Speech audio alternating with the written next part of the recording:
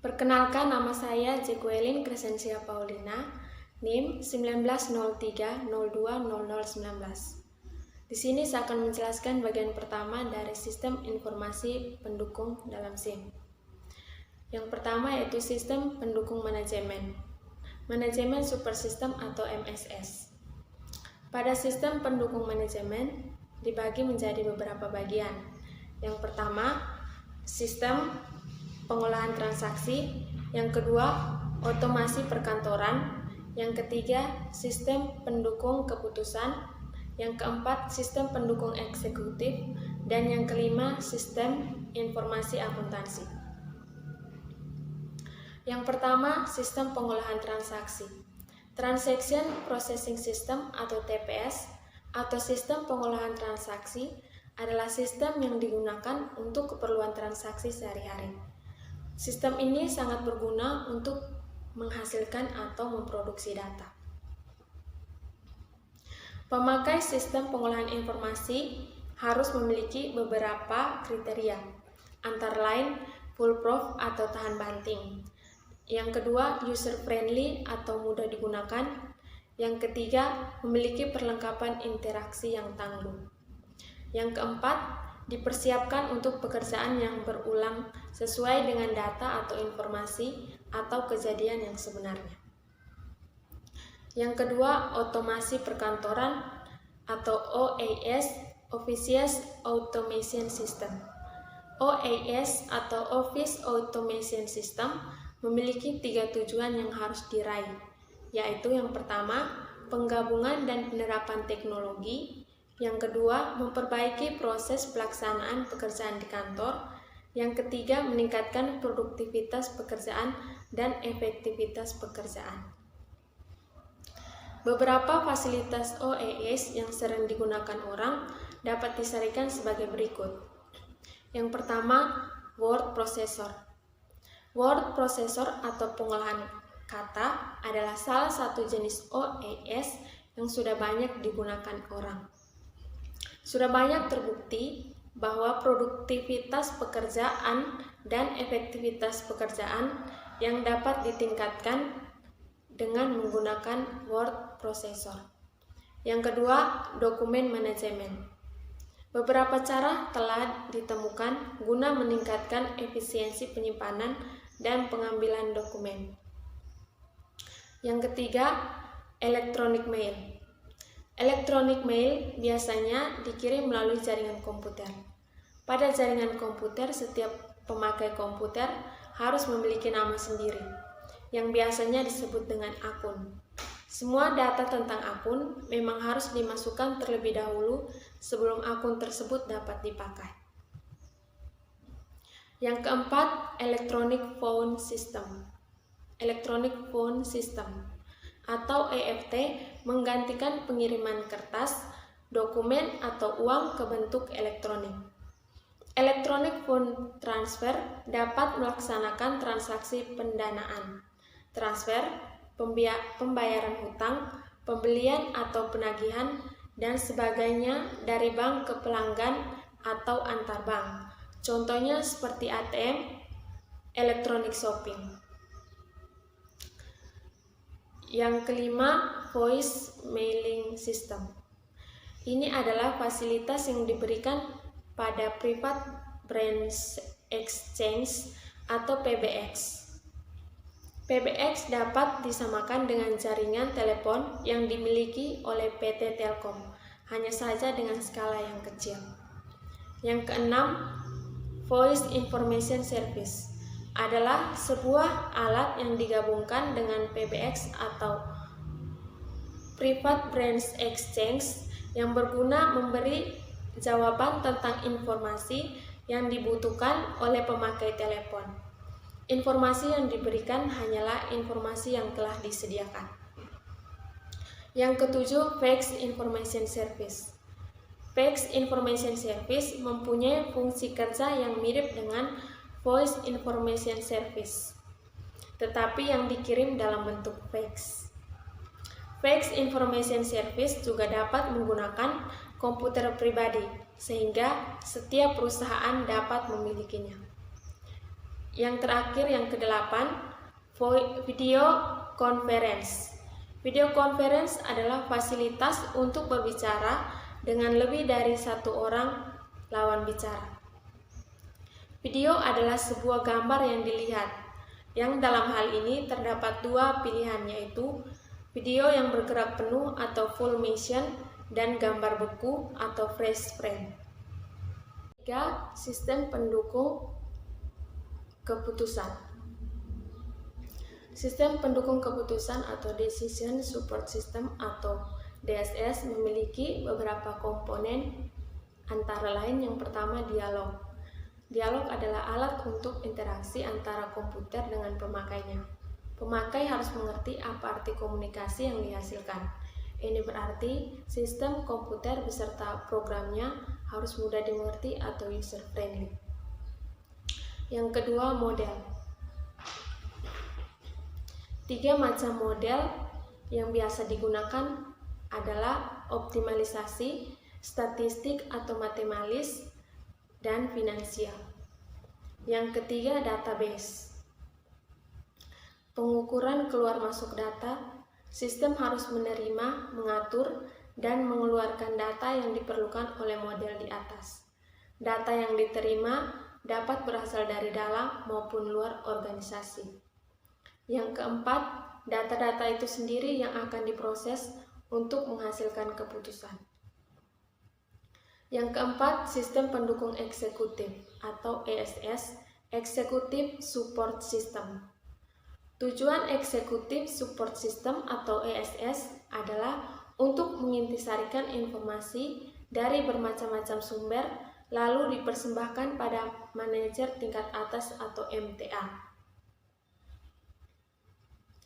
Faktor yang harus diperhatikan dan dijaga bila organisasi tersebut ingin menjadi sukses. Yang pertama, kemampuan untuk menampilkan critical success factor atau CSF. Yang kedua, kemampuan untuk menampilkan grafik. Yang ketiga, kemampuan untuk menampilkan kunci permasalahan. Yang keempat, kemampuan untuk memilih dan menampilkan salah satu CFF. Dan yang kelima, kemampuan untuk menampilkan garis besar keuangan. Dan yang keenam, kemampuan untuk melihat dan mengubah perencanaan strategis. Yang kelima, sistem informasi akuntansi. Sistem informasi akuntansi melaksanakan aplikasi akuntansi perusahaan. Aplikasi ini ditandai dengan volume pengolahan data yang tinggi.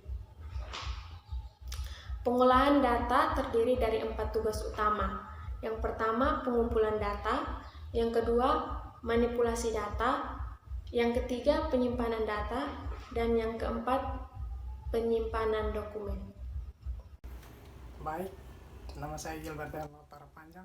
Saya akan menjelaskan materi yang kedua yang mengenai sistem informasi manajemen basis data,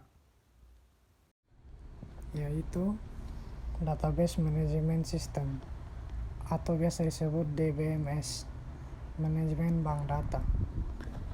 Adalah suatu sistem yang berguna untuk menyimpan data. Penggunaan cara yang tepat dapat mempercepat penyimpanan data, mempercepat dan mempermudah pemproses data, dan mempercepat pengambilan data. Keunggulan DBMS dapat disarikan sebagai berikut. Yang pertama, meningkatkan presentasi kegiatan data, artinya tersedia sewaktu dibutuhkan. Yang kedua, mempercepat penyimpanan dan pengambilan data, karena data disimpan dengan lebih teratur. Yang ketiga, mempercepat dan memudahkan data, karena yang ada adalah data yang perlu saja. Yang keempat, penyimpanan yang mengurangi data yang rangkap sehingga lebih hemat. Yang kelima, dapat dipakai oleh lebih banyak orang atau shareability, baik digunakan sekarang maupun digunakan di masa depan, atau evolvability. Keenam, integrasi sehingga data dapat diambil dengan benar. Yang ketujuh, mempermudah pemrogram karena DBMS menjadi lebih fleksibel Di sini perubahan program tidak memerlukan perubahan struktur data atau sebaliknya. Perubahan struktur tidak memerlukan perubahan pemrograman. Yang pertama, bentuk-bentuk elemen data DBMS. 3 dasar yaitu pemadang, isi data, dan tempat penyimpanan. Dalam elemen pemakai terdapat 3 golongan lagi, yaitu yang pertama, operator memerlukan fasilitas query atau memakai program paket yang sudah jadi. Yang kedua, programmer memerlukan bahasa pemrogram DBMS. Yang ketiga, administrator database atau DBA memerlukan sistem kamus data atau DDS. Elemen penyimpanan membutuhkan tempat yang disebut memori sesuai dengan pengetahuan perangkat keras. Memori yang dapat digunakan untuk menyimpan data dibagi menjadi 2 fungsi, yaitu primary memory dan secondary memory. Primary memory bukan menjadi bahan bagi DBMS, tetapi pengetahuan tentang secondary memory, yang juga disebut sebagai secondary storage. Perlu diketahui, secondary storage yang dapat digunakan pada DBMS antara lain yang pertama, rigid disk, hard disk, fixed disk, atau Winchester disk. Yang kedua, flexible disk. Yang ketiga, magnetic tape. Yang keempat, optical disk, CD-ROM, atau compact DCS read-only memory. Yang kedua, hierarchical database. Hierarchical database biasanya digunakan untuk jaringan komunikasi data yang berupa hierarki atau pohon. Bila kita melihat lingkungan kita secara lebih detail, hampir semua perusahaan besar memiliki struktur organisasi yang berupa hierarki. Jadi dasar hierarchical database berusaha menggambarkan realita dalam sebuah organisasi ke bentuk data-data komputer. Yang ketiga, network database. Network database dibuat karena jaringan komunikasi yang memiliki topologi mesh sehingga membutuhkan bentuk network database. Network database sering memiliki struktur file yang sama, meskipun tidak harus. Dengan demikian, file yang satu dapat melihat atau mendapatkan informasi file yang lain dengan benar. Yang keempat, relational database. Relational database adalah bentuk database yang paling fleksibel dan paling terbuka. Oleh karena itu, biasanya relational database digunakan pada lokal saja. Sangat sulit mengatur atau mengontrol bila digunakan untuk jarak jauh. Sama dengan data komunikasi yang boleh berhubungan dengan satu sama lain, baik yang tidak terbatas, maka kita tidak boleh menggabungkan relational database untuk lokal dengan network database untuk interlokal. Relational database dibuat dari sebuah file datar, seakan-akan sebuah spreadsheet besar yang mencakup semua data yang kemudian dipecah-pecah sesuai dengan hubungan pada masing-masing. Cara menangani tersebut harus menurut teknik normalisasi yang akan dibahas lebih lanjut. Pemecahan masalah tersebut memiliki sebuah kunci yang dapat terhubung relational data dengan master data, sehingga kita dapat membuat data-data yang baru sesuai dengan permintaan. Yang terakhir, administrator database. Di Indonesia hampir tidak ada orang yang memiliki jabatan khusus sebagai database administrator atau DBA. DBA biasanya merangkap pekerjaan lain. Bahkan pekerjaan DBA sering dibagi-bagikan kepada pemakai, operator maupun programmer, dengan maksud agar pemakai dapat mengumpulkan datanya masing-masing. Dengan masuknya era informasi dengan data menjadi aset yang sangat berharga, DBMS harus dipersyaratkan data yang semakin banyak dan semakin penting. Agar DBMS dapat bekerja secara optimal, dibutuhkan seorang atau bahkan beberapa orang yang khusus bekerja sebagai DBA. Beberapa literatur mengarungi DBA memiliki posisi sentral pula. Kenalkan, nama saya Januaria Maria Bria, NIM 1903020217. Saya akan membawakan materi tentang inteligensi buatan. Inteligensi buatan. 4 elemen yang membentuk inteligensi buatan, yaitu yang pertama, alat pembentuk yang digunakan untuk membangun sebuah inteligensi buatan. Yang kedua, bank pengetahuan yang berisi pengetahuan dalam bentuk cuplikan fakta, data, contoh, atau hubungan. Yang ketiga, alat penganalisis yang mengatur susunan pengetahuan yang disimpan di bank pengetahuan sehingga dapat digunakan oleh pemakai dengan mudah.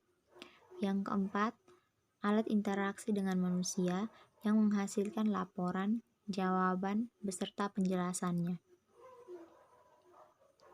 Pengertian dan perkembangan inteligensi buatan. Inteligensi buatan atau kecerdasan buatan dapat didefinisikan sebagai cabang sains komputer yang mempelajari otomatisasi tingkah laku cerdas. Karena itu, kecerdasan buatan harus didasarkan pada prinsip teoritis dan terapan yang menyangkut struktur data yang digunakan dalam representasi pengetahuan, algoritma yang diperlukan dalam penerapan pengetahuan, serta teknik bahasa dan program yang dipakai dalam implementasinya.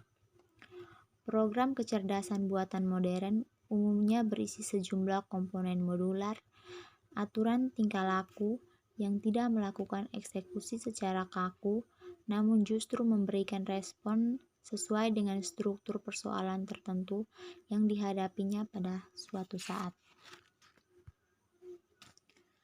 Bentuk-bentuk kecerdasan buatan. Yang pertama, sistem visual. Sistem visual berhubungan dengan ilmu fisika optik, berhubungan dengan teknologi grafik komputer, dan digunakan untuk membedakan dan mengenali barang-barang atau material. Yang kedua, sistem suara. Sistem suara berhubungan dengan alat pengenal suara dan alat pembuat suara, berhubungan dengan database suara yang telah diubah ke bentuk digital, digunakan untuk berinteraksi dengan bahasa manusia, selang bahasa, akses, bobot suara, dan lain sebagainya adalah bahan pembicaraan yang hangat pada sistem ini. Yang ketiga, sistem robotika. Sistem robotika berhubungan dengan ilmu fisika mekanika, digunakan untuk memindahkan barang dari tempat satu ke tempat lain. Ciri yang penting dalam kategori inteligensi buatan adalah adanya bermacam-macam fungsi dalam sistem robotika tersebut dan adanya kemampuan untuk pemrograman kembali. Penggunaan yang sering ditonjolkan adalah menggantikan pekerjaan manusia yang berbahaya. Yang keempat, neural network. Neural network berusaha membangkitkan proses belajar seperti yang dimiliki oleh manusia, berusaha mengulangi kesulitan dalam mengambil pengalaman orang ahli, berusaha mengurangi proses pemrograman karena program dan pengetahuan dapat dibangkitkan sendiri. Dengan kemampuan untuk belajar serta kemampuan untuk membangun jaringan data, sistem neural dapat bekerja sangat efisien karena hanya mencatat atau mengingat apa yang dibutuhkan saat ini. Sistem pakar. Beberapa elemen sistem pakar yaitu yang pertama, pengalaman adalah perkembangan dari pengetahuan yang khusus yang dapat dijadikan bahan atau data dalam istilah komputer. Yang kedua, orang ahli pengalaman harus ada yang memiliki sesuatu yang dapat diambil. Selain itu, orang ahli harus dapat melihat problem, memformulasikan problem, memecahkan problem, membuat solusi, menjelaskan solusi, dan lain sebagainya. Yang ketiga, transfer pengalaman yang ada harus dapat dikomunikasikan dan dipindahkan. Yang keempat, pembuatan alasan sebuah pengalaman harus dapat dibuat alasannya karena tata cara sistem pakar yang ada pada saat ini masih berdasarkan pada pembuatan alasan. Yang kelima, pembuatan simbol expert system yang saat ini ada juga masih mengandalkan simbol dan bahasa, sehingga pembuatan simbol di sini juga merupakan syarat. Yang keenam, aturan alasan yang dibuat oleh manusia ditransformasikan ke komputer dalam bentuk aturan. Yang ketujuh, kemampuan menjelaskan dengan tambahan kemampuan untuk menjelaskan, maka pemakai dapat menimbang mana solusi yang terbaik. Sekian presentasi dari kelompok kami. Terima kasih.